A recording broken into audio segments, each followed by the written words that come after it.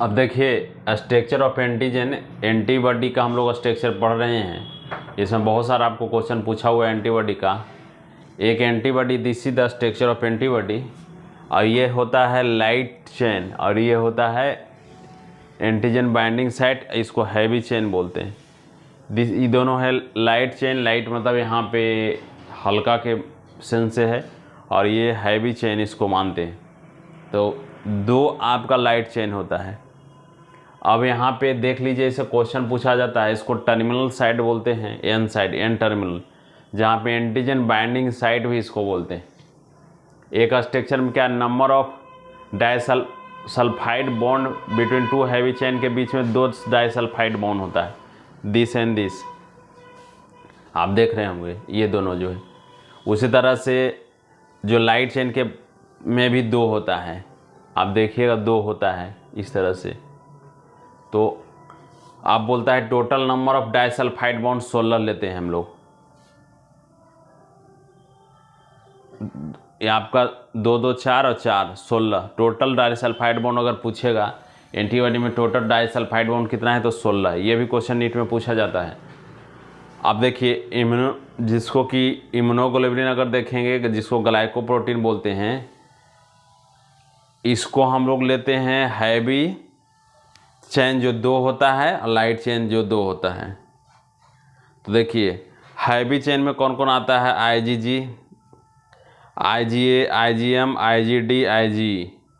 सबसे ज़्यादा IgG रहता है, 80% है ये, मैक्सिमम मिनिमम है IgE, जो कि आपका लेस देन 1% है। तो आपका सबसे मिनिमम यही है।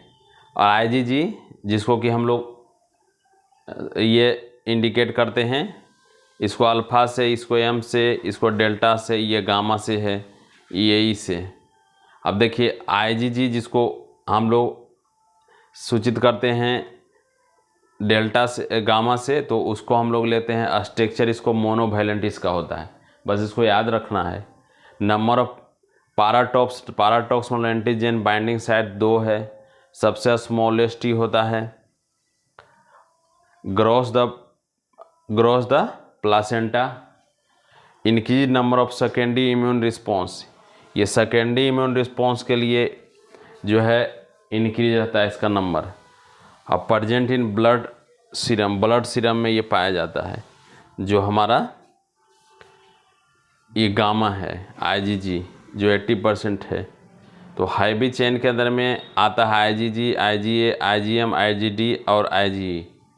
इसका 80% रहता है। ये भी क्वेश्चन पूछा जाता है आपको। लाइट चेन का डिटेल हम लोग नेक्स्ट क्लास में पढ़ेंगे, लेकिन पहले हैवी चेन का देख लीजिए, IgG, IgA, IgM, IgD, IgE। अब IgG में क्या है, स्ट्रक्चर ऑफ मोनोवैलेंट होता है।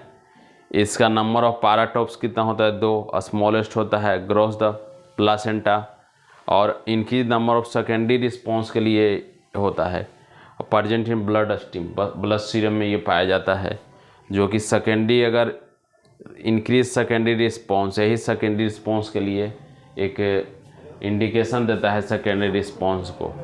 यही आपका स्ट्रक्चर ऑफ एंटीबॉडी हो गया कि 2 उसके अंदर में डाइसल्फाइड बॉन्ड होगा, जो हैवी चेन में 2 रहेगा, लाइट चेन में 2 रहेगा, 4 आपका 2 2 4 हो गया, और 4 दूना 8 इसके अंदर में रहता है। तो 8 दूना 16 हो गया। Total number of disulphide bond total 16 होगा।